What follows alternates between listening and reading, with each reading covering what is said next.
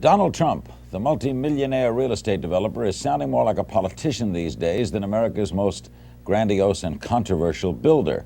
When he disagrees with a matter of policy, he does it in a big way. Today, he sunk $95,000 into a full-page newspaper ad appearing in many papers criticizing the administration's foreign policy. Rumblings in the Trump camp point as far as the presidency. Could the Manhattan magnate be eyeing the White House, or is he just calling a bluff? Are you a Republican, Donald? I'm a Republican, yes. So if there were politics, it would be as a Republican. It would be, I guess, as a Republican, but I don't see that there will be Right. politics. Why the ad, then? I mean, you said you wanted to say it. There's a lot of ways you can say things. I guess an ad is one way. You could have called up shows like this who would have been trying to have you come on. Why now? Well, it was very easy. I was tired, and I think a lot of people are tired of watching other countries ripping off the United States. This is a great country. They laugh at us. Behind our backs, they laugh at us because of our own stupidity. And the leaders, I mean, what we have a Persian Gulf situation. You saw what happened today. Billions and billions of dollars are being spent on getting oil for Japan, and they're not paying anything for it. Essentially, they're paying nothing for it. We have tankers going back and forth that our men are protecting, losing their lives. I mean, they're losing their lives, Larry. We're spending billions and billions on protection, and those tankers are going over to Japan. It's just preposterous. I watched the Kuwaiti oil minister the other day laughing as he was explaining how much money they intend to make with the Bridgeton, which has been a total disaster, the Bridgeton. And I said to myself, isn't that a shame? He's talking about how much money they're going to make, and here we are. He's smiling and laughing. Why don't we get some of it? Why is it that we're protecting? We have frogmen, we have helicopters, we have aircraft carriers, and all sorts of ships all over the Persian Gulf, so that this man and his little group can make a lot of money. I think it's ridiculous. Well, one of the reasons we say we're doing it is because we've been doing it, and that all previous presidents have endorsed doing it. I guess the kind of thinking of an entrepreneur is because somebody else said it was right doesn't make it right, right? Larry, the country is losing $200 billion a year. $200 billion. This country cannot continue to lose $200 billion. Japan is one of the wealthiest machines ever created. Saudi Arabia, and it's not, hey, let me tell you, I'm a big beneficiary of Japan. They buy my apartments in spades. They're fine people. But they're laughing to themselves as to what's happening over here. We're not kidding ourselves. They're laughing to themselves, Larry, as to what's happening with this country. But Donald, a lot of people feel the way you feel, and a lot of people maybe with as much money, or certainly some people with as much money feel the way you feel. Why did you go public? Because somebody had to, Larry. I watch it again, and it's a very important point. Japan is a money machine. Saudi Arabia is a money machine. Kuwait, these are money machines, the greatest ever created. The United States is, if it were a corporation, it would be bankrupt. It's losing $200 billion a year. For years now, it's been losing that. What right do we have to go out and defend? Why aren't these countries, these wealthy money machines, paying us for the defense of their freedom and their nations? Why aren't they paying us? We are kind of the world's keeper, are we not? I don't believe we should be. I think Japan should certainly make a contribution. Japan is one of the reasons they're so successful is they don't have to worry about defense, because why should they worry about defense when the United States will do it for nothing? I mean, it's crazy. Saudi Arabia, I mean, you saw what happened with Saudi Arabia. We're going through the Gulf. We have old-fashioned, obsolete minesweepers. We ask Saudi Arabia for the use of their minesweepers, which are the best made, the most modern, the best, and they say no. Who are they to tell us no? We're not going to give you our minesweepers. It's ridiculous. They're only there for the sake of us as far as that's concerned. We are protective of Saudi Arabia. They should pay for that. Are we going to be hearing more from Mr. Trump on issues like this as we go along? I really don't know, Larry. This is an issue that's been bothering me. It's been bothering a lot of people that I know, and I think it's an issue that had to be brought out to the fore. The concept of America financing and paying and losing lives for countries that won't even allow us to use their ships. And these are the countries that in 24 hours they'd be wiped off the face of the earth if it weren't for America. It's ridiculous. By the way, a couple of other things, then we'll take some calls for Donald Trump. Is it true that you're going to go to New Hampshire in October at the invitation of Mike Dunbar, who's heading a group called Draft Donald Trump? Well, I was asked about 3 or 4 weeks ago whether or not, by a very good friend of mine, whether or not I'd go to New Hampshire. That's turned out to be now a much bigger deal than I had ever anticipated. And perhaps, I don't know, I am going. I've made the commitment to go. I made the commitment about 3 weeks ago. And I will go, yes. You will go, even though you realize now, in just stepping foot in that state, people are going to presume things. Well, they can presume whatever they want. I have no intention of running for president, but I'd like the point to get across that we have a great country, but it's not going to be great for long if we're going to continue to lose $200 billion a year. You're going to get into the early 90s, 1990, 1991, and the whole thing's going to blow because this country cannot continue to support Japan and Saudi Arabia and Kuwait and many other countries that are much wealthier than we are. We're not a wealthy country. You can't be a wealthy country when you're losing the kind of money that we're losing. We're a debtor country. A couple of other things, then we'll break and take some calls. Don, why don't, there are some who said this, why don't people like you, you and people like you, build low-income, medium-income housing? Well, as far as building housing is concerned and low-income housing, I've built a lot of it. I haven't recently, but I've built a lot of it. I built senior citizens housing and beautiful, beautiful housing. I built low-income housing, and I'm very proud of it.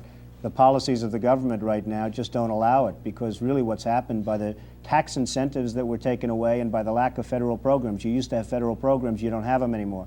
And it really doesn't allow it to be done on any economic basis.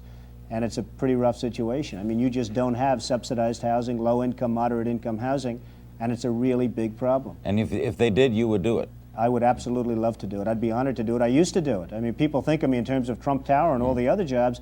I'm just as proud. I mean, you folks don't talk about it because maybe it's not as interesting to some people.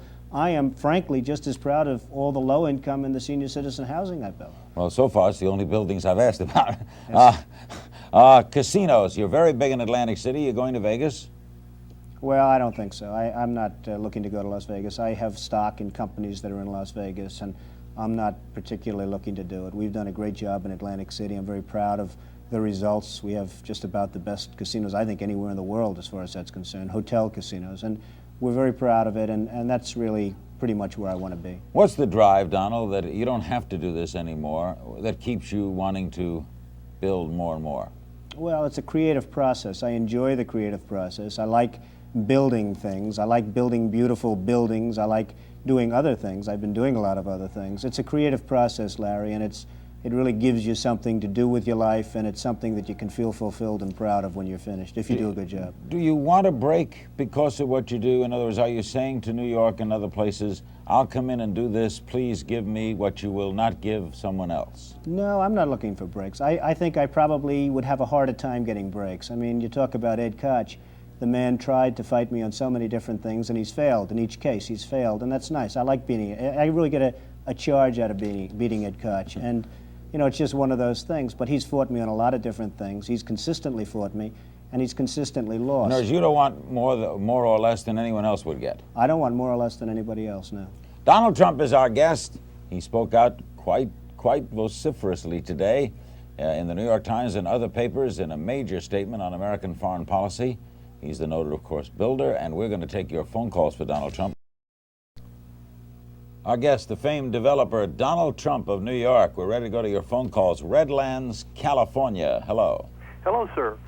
Comment and a couple of quick questions. I think it would be really a big mistake for the United States to attempt to tax its allies for protection, because that would demote them to the role of a client state of the United States.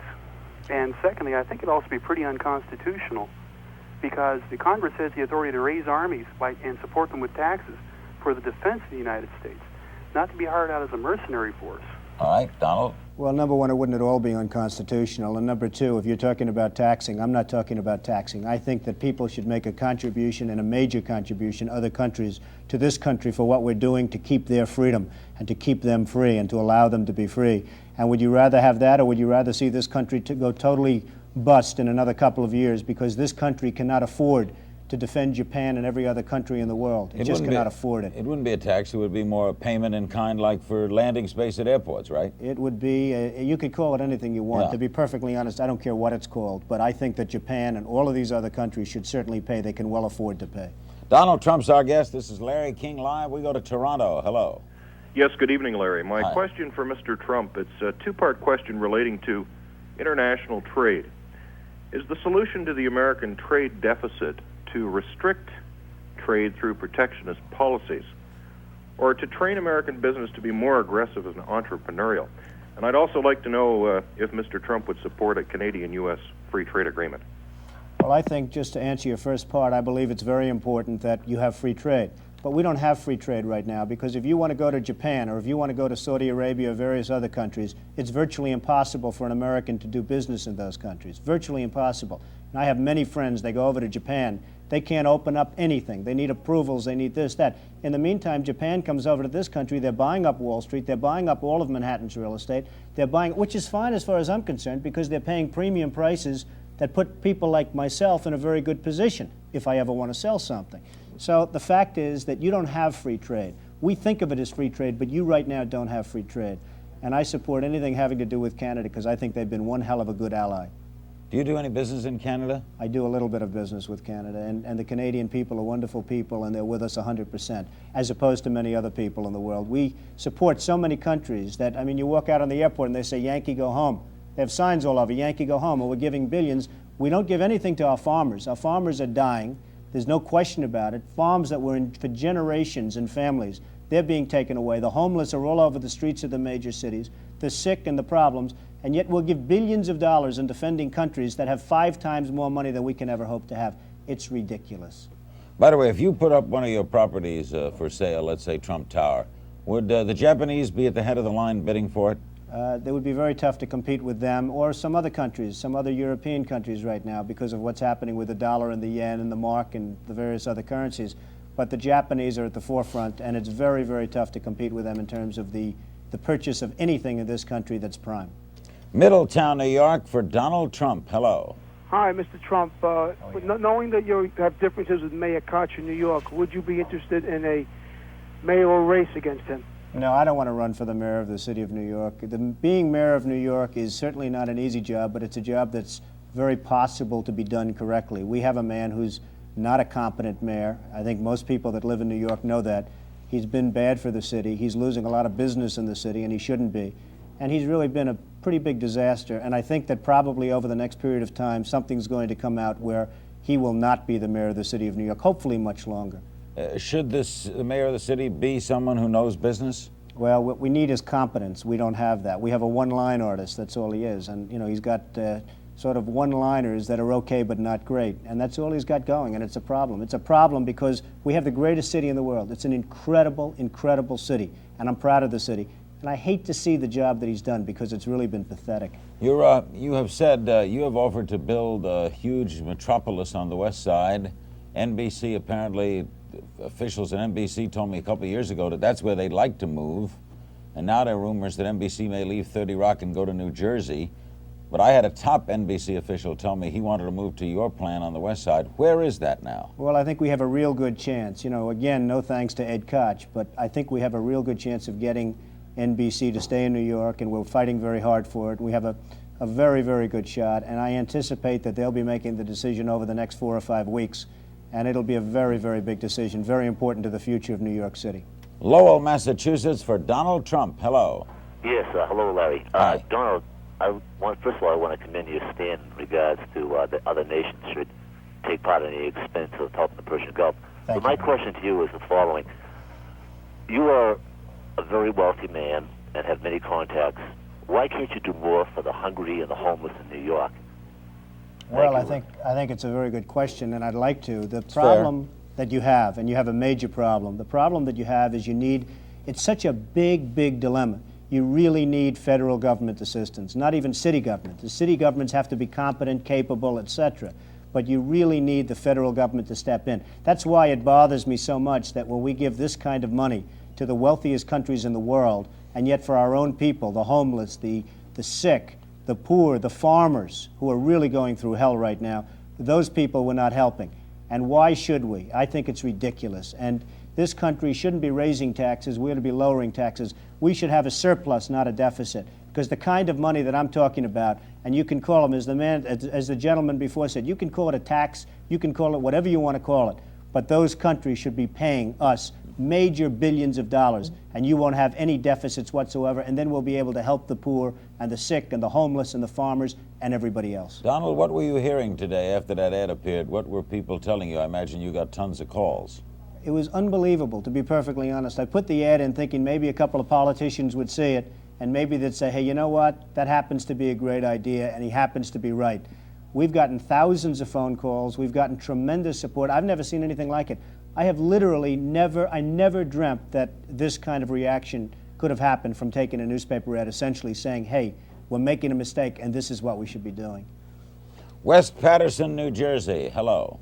Hello, I'd like to, hi Larry, I want to ask Mr. Trump a question about the Japanese, and if they keep on buying up all the real estate in Hawaii and in New York, won't it come to a point where they will be dictating our policy and we'll be afraid to move against them? I think it's almost to that point now, isn't it? There's a book out, Don, that says that already exists, that Japan is, in a sense, wielding the rope with us. I believe it already is true to a large extent, and there's no reason for it to be. If we had the right people, if we had the right people with the right instincts and business ability, there'd be no way that that could happen. And that's why I hate to see what I see.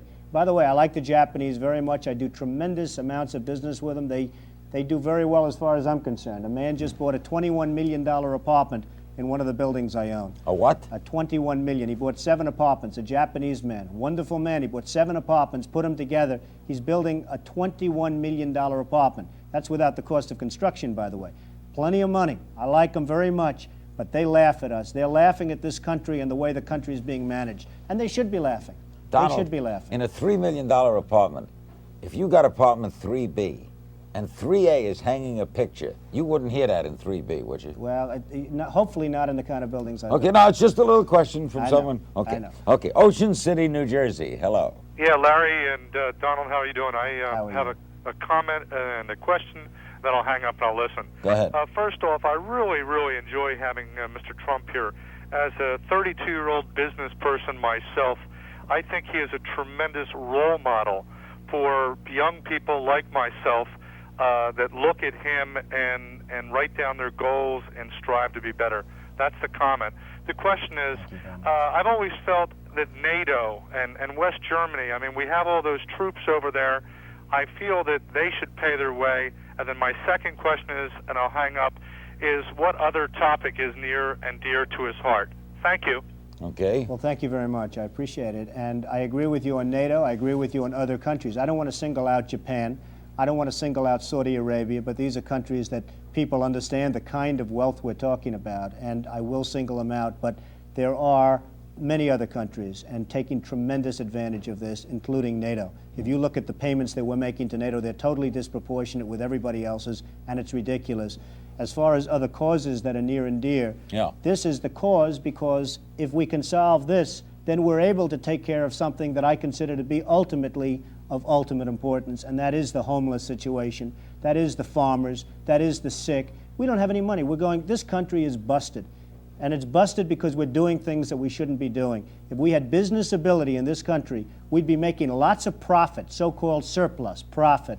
And that profit, that money, could be going to defend and I literally mean defend our homeless and our poor and our sick and our farmers. And that's where we ought to be spending the money, not giving it to countries that don't give a damn for us to start off with. Give me a development forecast for the rest of the 80s, good or bad, for buildings. I think it's going to be good in New York City. It's been bad in a lot of other places. It's going to get bad unless we do something about this horrible, horrendous deficit. You cannot continue to lose $200 billion a year. It's going to be so bad that people will never, I really believe this could be much, much worse, unfortunately, than recession. This could be the step beyond. I hate to use the word depression, but if we don't solve the $200 billion a year loss, which is exactly what we have, this country is going to have some very, very serious problem in the early 1990s. One other thing, could the next presidency be a one-term presidency because of that?